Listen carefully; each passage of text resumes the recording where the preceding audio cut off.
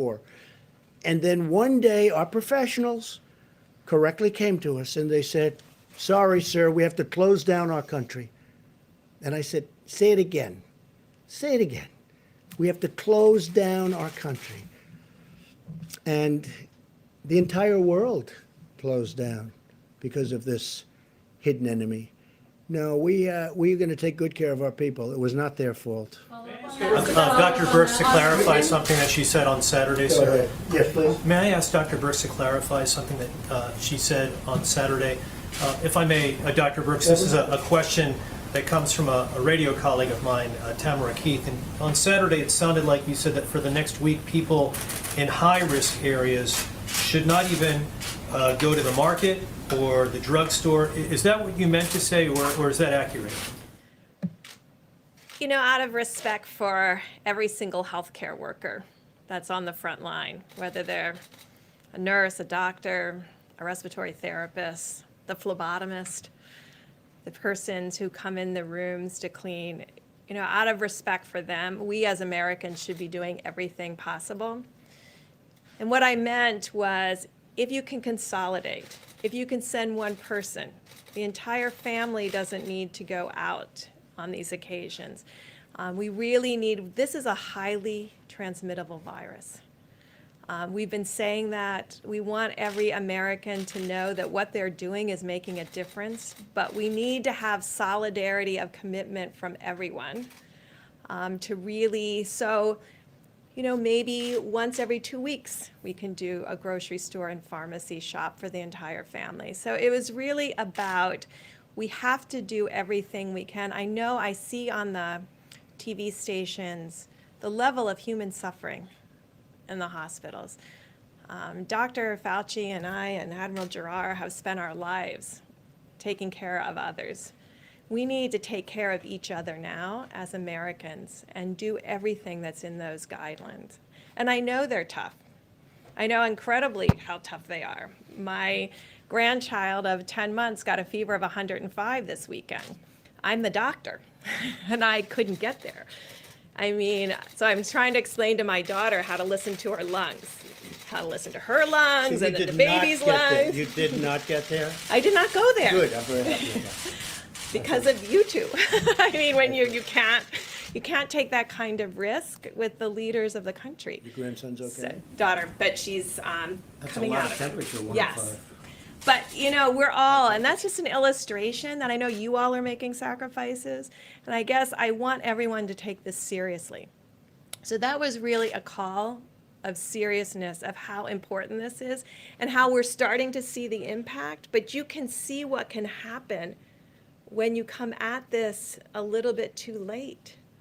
And that's why the message, before you see it, before you have to see your hospitals and your emergency rooms overwhelmed, it is on us as a member of this community, of this country, to do everything possible to save one another. And so that was really what I was saying, and I will continue to say that, because I do believe it's making a difference. You can start to see it making a difference, but we have to do even more right now, because that will predict where we are 2 or 3 weeks from now.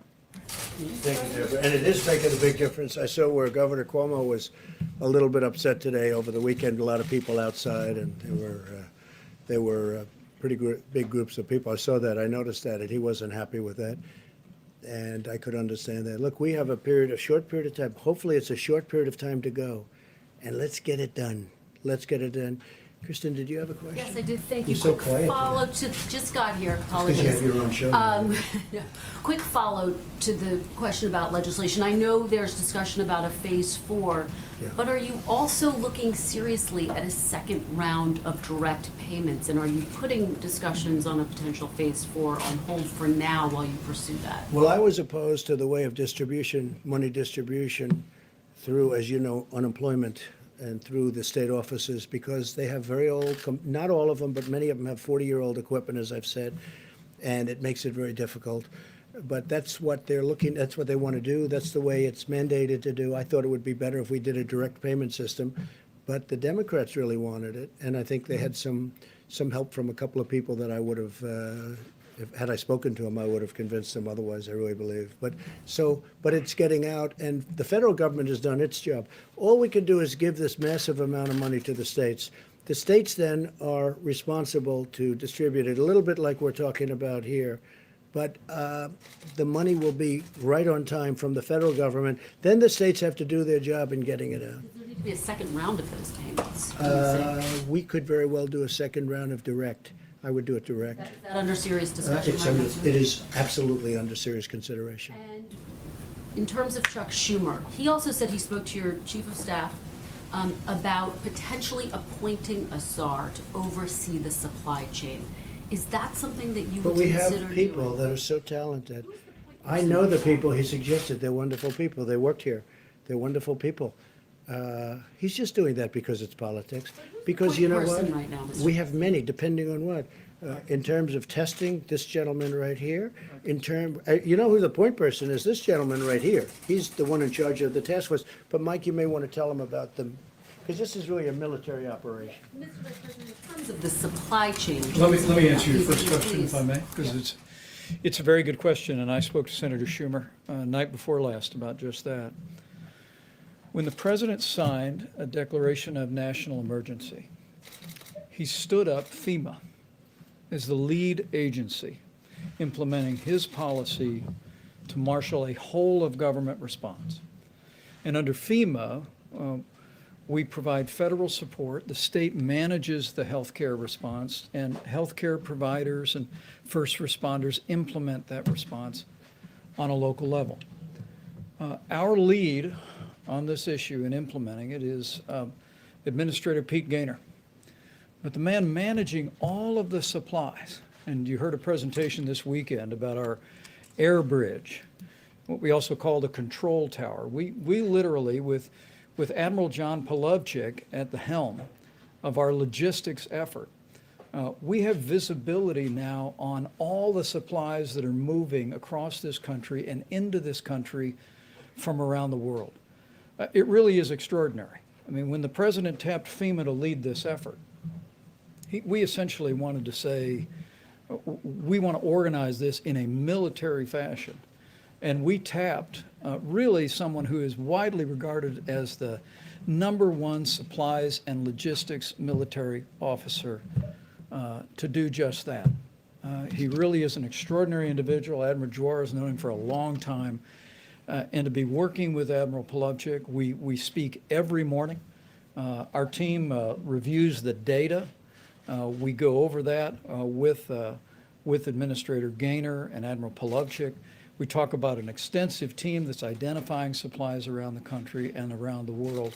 And then, as we were explaining to governors today, we work with the requests that are coming in from states with a priority on the areas that are dealing with widespread outbreak, like the greater New York City area, New Jersey, Louisiana, focus on Detroit, focus on Chicago and Illinois. And then what Pete Gaynor and Admiral Polovchik are doing is directing those commercial distributors to send the resources directly to the front lines of the battle against the coronavirus. It is an extraordinary system. And as I explained to the governors today, as I've explained to congressional leaders, who've made what I think is a good faith recommendation, that we organize this in a manner of military logistics. It's exactly what President Trump has done. And it's what we're doing every single day to make sure that healthcare workers, to make sure that the states that are dealing with a widespread outbreak of coronavirus can be confident that we're going to spare no expense, leave no stone unturned, and use this extraordinary apparatus centered in FEMA to get the people of our country what they need, when they need it, to battle the coronavirus. And Kristen, when Schumer makes a statement like that, he's only doing it for politics. He knows. We have the best generals, the best admirals, we have the best people. These are incredible leaders. These are vibrant people. They've done such a good job. And again, you'll get a tape of the conversation, because I'm sure some of the governors probably had their favorite reporter listening to the conversation, even though they weren't supposed to, but that's happened before. Just so you understand, we had a call today that was a beautiful call, everybody friendly, everybody happy. They also know in some cases we'll get them a little bit more, and if they need it, we'll get them a lot more depending on where this monster is going. But when Schumer does that, take a look at the past. Well, you're going to have to tell me who. They certainly don't. Well, yeah, some Democrats, because they view this as a campaign issue. They want to make Trump look as bad as they can because they want to try and win an election that they shouldn't be allowed to win based on the fact that we have done a great job. We built the greatest economy in the world. I'll do it a second time. We got artificially stopped by a virus that nobody ever thought possible. And we've handled it, and we've built a team, and we've built an apparatus that's been unbelievable. Take a look at the swine flu, right? That's H1N1. Take a look at that. And it's not the other way around, by the way. It's H1N1. You know what I mean by that. Take a look at the swine flu. It was a disaster. 17,000 people died. The other administration, they didn't even know. It was like they didn't even know it was here. And that was peanuts compared to what we have in terms of the power, the magnitude of what we're going through. This is attacking 182 countries simultaneously. So Schumer's just all about politics. I've known him almost all of my adult life. And he's a disgrace. In many ways, he's a disgrace. And he knows it's done. He just wants to do that. But he knows the job we're doing. Everybody's amazed at the job we're doing. And the public is starting to find out. One of the reasons I do these news conferences, because if I didn't, they would believe fake news. And we can't let them believe fake news. They see us up here. They see us with admirals. They see us with this talent. They see the job that Mike Pence has done, which has been an unbelievable job, I put him there. I thought he'd do well. He did great as the governor of Indiana, and I thought Mike would do well. He's done much better than well. And he gets along with people, I think, much better than I do. Because I like people being 100. Mike can put up with things that sometimes I say it's amazing that he can put up with it. But he's done an incredible job, and so has the entire team. This is a military operation. And again, we built 2,900 beds in Javits Center. We build medical centers in New York. In Chicago, we built 1,000 beds, much more now, in McCormick Place. That's their big convention hall, the equivalent of Javits Convention Hall. Big McCormick Place, fantastic place. By the way, the mayor of Chicago, at least on the phone, is extremely happy with what we're doing, thanking us, has a great relationship with Mike, thanking us.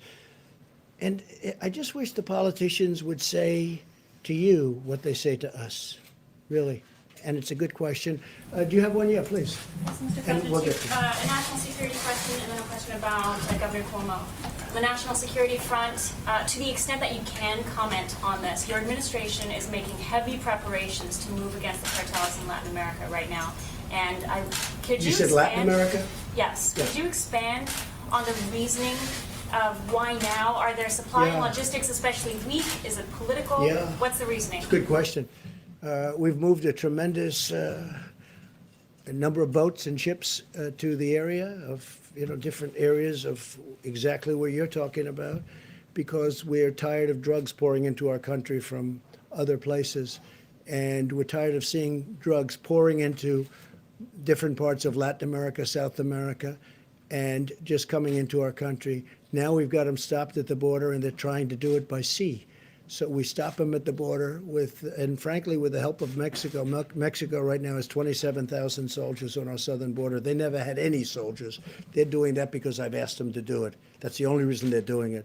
They have 27,000 soldiers. So now they're trying to bring it in by boat and by ship, the drug lords and the people doing drugs and trying to destroy our country from inside with drugs. And we're hitting them very, very hard. And that's why Is we're it doing it. activities that U.S. assets are targeting, or Say it? is it beyond narcotics? Are there other illicit activities that Well, U.S. assets are there are targeting? the activities of human trafficking, and especially with respect to women. As you know, proportionally, it's mostly women. And it's a horrible thing. It's a horrible thing. Opportunistic? And there's never been a time like it. And it's because of the internet. And this is all over the world. But for the most part, they're coming through, in this country, they're coming through the southern border, but we're hitting them very hard. They have tremendous illegal trafficking in women and children also, but mostly in women. And it's illegal, and it's horrible, and it's disgraceful, and I've seen things that are an absolute disgrace, and we're trying to knock them out, and we're knocking them hard. And again, I want to thank the president of Mexico, because he has really stepped up to the plate. 27,000 soldiers. They've never had any soldiers on our border. And I did that because the Democrats will not approve anything to step, because they want to have open borders. They want to have all these people flowing through our border. And in many cases, they're sick. They have problems that you don't want to know about. Or they're criminals in many cases. Not in all cases, but in many cases. And they don't want to have, they want to have open borders. They want to have sanctuary cities. So they protect criminals. And I don't want to have it. And Joe Biden does want to have that also, as you know, because he said that during numerous debates. I want to have strong borders. And I don't like protecting criminals with sanctuary cities. But we're doing it for drugs. We're doing it for human trafficking. We're doing it because you have to do it. We either have borders or we don't have a country. Governor All right, go Cuomo, ahead. why did please. he move? Mr. President, on the question of antibody testing, which is FDA approved now but not widely available yet. I know the Admiral said by May you expect to have millions available. How are you going to prioritize who's going to get the antibody tests, and what is that going to show you? You think that's going to be immunity? I mean, I have an answer, but I'd rather have the Admiral answer that. So let me clarify, and I know you probably understand this, is the antibody test does not tell you if you have the active virus in your nose. If you're positive for the antibody, it strongly implies, it means that you have had the virus before. And to the degree that we know of medical knowledge, you will probably, highly probably, be protected against getting the virus again in the future. So I want to make something clear. There's no antibody test approved, okay? Approved is not a word we talk about. There is a test or two that has received emergency use authorization, and many, many, many others out there that have not gone that way yet. And I want to take this opportunity to caution. There is a very consolidated effort between the FDA, CDC, NIH to validate some of the tests that are on the market right now, because it is very important that they actually do what they say they do. And we have reason to believe that not all of them are going to perform well. I don't know the primary source, but the Financial Times just reported that the UK had 17.5 million antibody tests that they bought, and none of them work. So we're not going to get in that situation. We're going to be very careful to make sure that when we tell you you're likely immune from the disease, that test really said that. Now, I will also make a statement, and there's a lot of work on here, and I'm very excited about it. As opposed to the tests for a novel virus, the antibody type tests are very sophisticated technology, but they're old technology. This we expect to have many tens of millions of tests the first month that we are really sure that the test makes sense. So this allows for surveillance screening, and Dr. Birx is one of the world experts to understand, is 1%, 5%, 20% of Americans have been infected. But it also allows us to have very widespread tens and tens of millions of people screened with a finger prick on the spot. By when? Just to be, by May you're saying this will happen? Or So science doesn't run on rails, right? So we need to make sure that the FDA, the NIH, which they're actively doing right now, assure that the tests that they're testing really do perform the way they should. And if things work out the way we believe they will have millions on the market by May in a sophisticated way, in a prospective way, that we get the surveillance we need. We can test people to see if they've been exposed, immune, and go back to work. And a combination of that kind of test with the current kind of test we have now is how America opens back up. And how will you prioritize who gets those tests? I mean, tens of million, we're a country of 300 million. How do you determine who you're going to have that test? Well, we are having active discussions under the leadership of Dr. Birx and the task force, but you can imagine how that is, right? But with tens and tens and tens of millions of tests per month that are available, you could really do very widespread testing. But let me just give you an example. Which nobody else can do, by the way. No other country can do. I'll just give you one example. it would be very important to know if the virus is still circulating here, whether, for example, a healthcare worker or a long-term care nursing home worker is immune from the virus and can't carry it. Very, very important to protect our elderly in that situation. But also, if you haven't been exposed, to make sure that you really take precautions and maybe take care of the people who don't have the virus and you don't have the virus. So it's complex, but it's not complicated on how you go about looking this in different segments of society. And I don't want to take too much more time at the podium, but antibody tests are a different thing. They're coming. We're highly confident that this can be scaled very rapidly and provide us a bit of information we just don't have now. Jeff, go ahead. Mr. President, may I follow up on A what few you said? more, we'll do a few more. May I, And then Mike is taking over, and you're going to see some incredible work that's been done. Go ahead, please. may I please follow up on what you said with regard to Captain Crozier before? You said Yes. you didn't want to punish him for having a bad day. He had a bad day, or bad week. Does that But mean? I don't, yeah, I'm gonna look into it, and I also think our Navy Secretary is a highly respected man. So sometimes that happens with people, and I'll take a look at it. What do you mean by that? Would you consider He had a bad reinstating day him? when he sends a letter out, and he sends copies all over the place, and it's not a classified letter. And it was very disconcerting to the families of the people on the ship, very disconcerting. So number one, they get worried and scared. It was weak. We don't want weak. But I'm going to take a look because I think he, looks to me like he's an outstanding guy. I looked at his just a little while ago, I looked at his file. And people have bad days, and we'll take a look at it. I guess my question is, what would you consider doing for him? Well, we'll take a look. I want to speak also to the Secretary. I also want to speak to Secretary of Defense, Mark Esper is doing a fantastic job.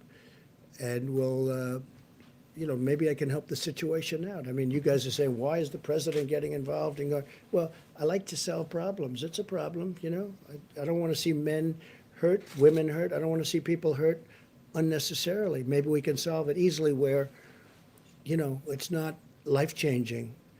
But he did a bad thing, sending a letter out, and many, many copies, as you know. I don't know, I heard 28 copies, I heard a lot.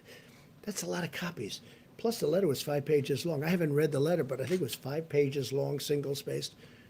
That's a lot of writing.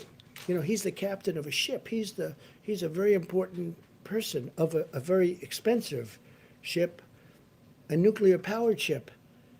He should be writing letters like that. But it happens. Sometimes I'll write a letter that I say, I wish I didn't send it. Not too often, but it happens. Mr. President. Go ahead. Yeah, go ahead. Quick follow-up on that, because the acting Navy Secretary, and I know you were asked about this, but I just want to try one more time. He did say in remarks to soldiers on the USS Roosevelt that Crozier was, quote, too naive or too stupid to be in command if he didn't think that writing Well, that I don't letter want was to a comment bad on what he said. I understand. Use different language, It's Mr. tough President. language, but I don't want to, let's not get into that. It's tough language. Now, there are some people that think, oh, wow, he says it like it is.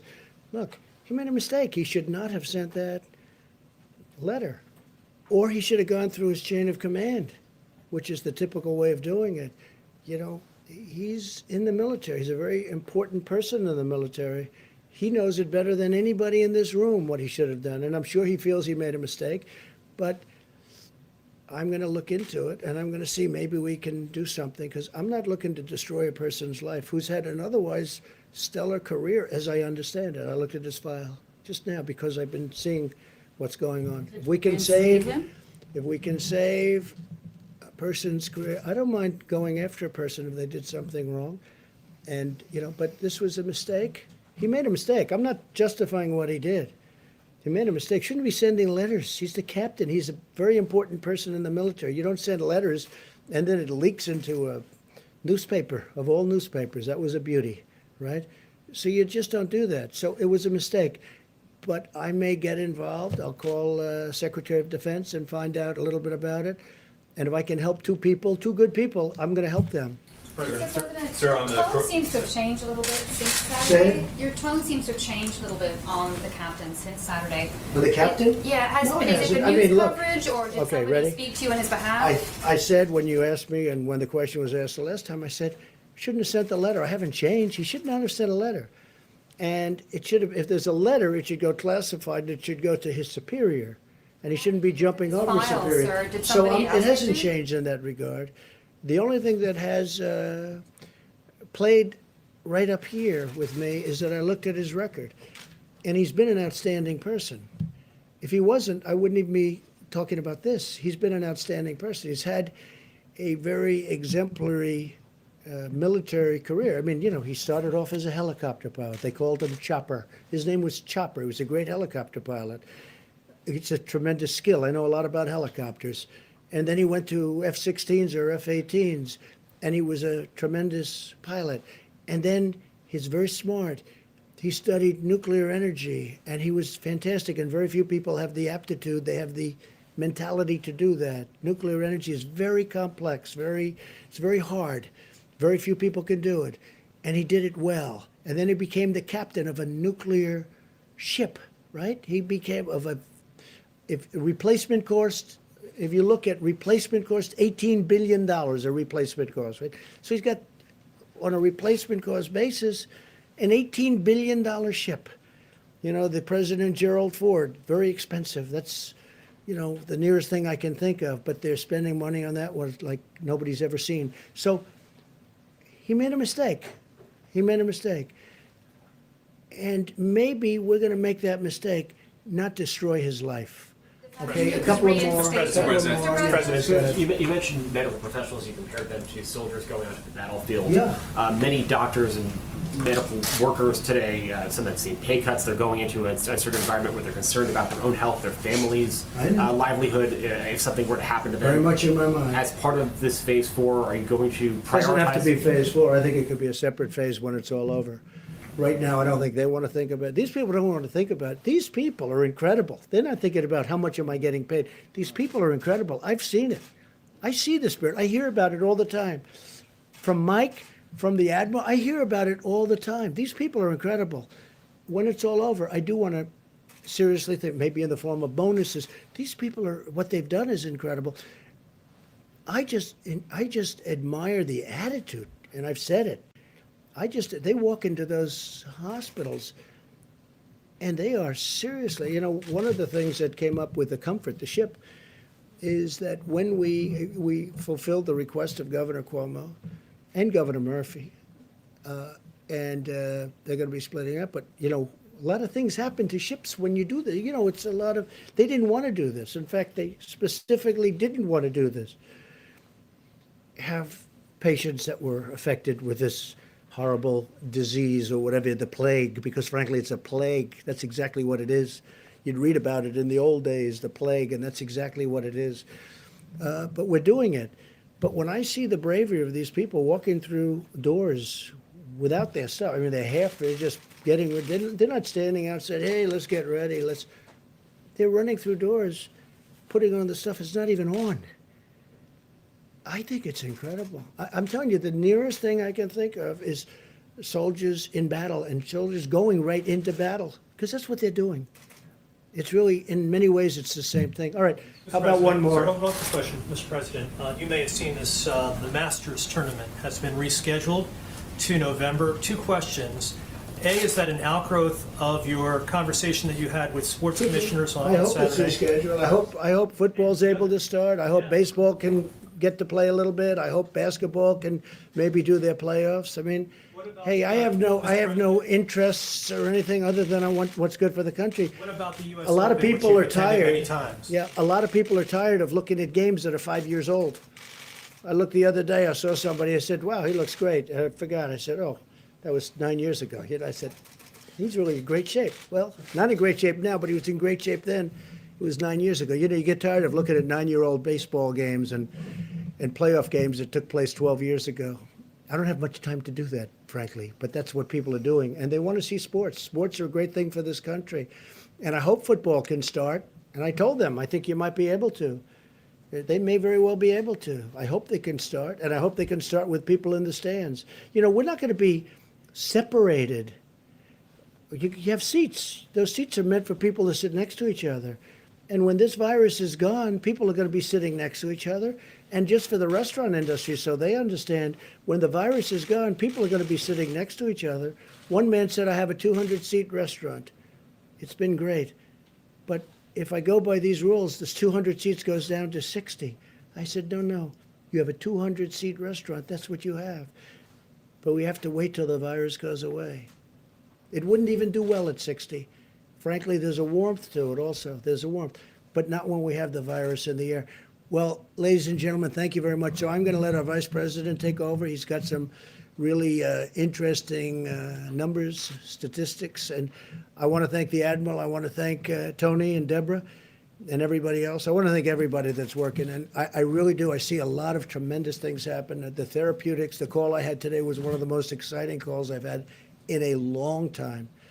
And again, I want to wish my best to the UK and the family of Boris Johnson. And we just hope he's going to be okay, because he's a fine guy. Thank you very much, everybody. Thank you. Thank you.